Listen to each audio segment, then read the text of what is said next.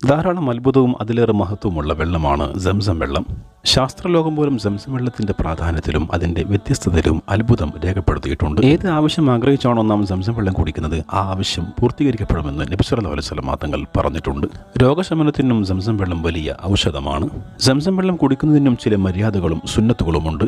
ചിലരെങ്കിലും തെറ്റിദ്ധരിച്ചതുപോലെ സംസം വെള്ളം നിന്നുകൊണ്ടല്ല കുടിക്കേണ്ടത്, സാധാരണ പോലെ ഇരുന്നു കൊണ്ട് തന്നെയാണ് കുടിക്കൽ സുന്നത്ത്. എന്നാൽ നബി സല്ലല്ലാഹു അലൈഹി വസല്ലം തങ്ങൾ സംസം വെള്ളം നിന്നുകൊണ്ട് കുടിച്ചു എന്നുള്ള ഹദീസ് അത്യാവശ്യ ഘട്ടങ്ങളിൽ സംസം വെള്ളം നിന്നുകൊണ്ടും കുടിക്കാവുന്നതാണ് എന്നതിന് മാത്രമുള്ള തെളിവാണ്.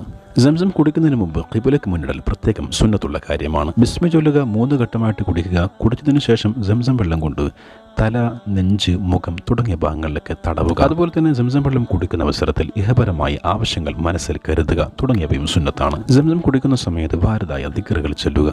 സംസം കുടിച്ചതിന് ശേഷം അള്ളാഹുവിനെ സ്തുതിക്കുക. ഇത്തരം കാര്യങ്ങളൊക്കെ പ്രത്യേകം സുന്നത്തുള്ള കാര്യമാണ്.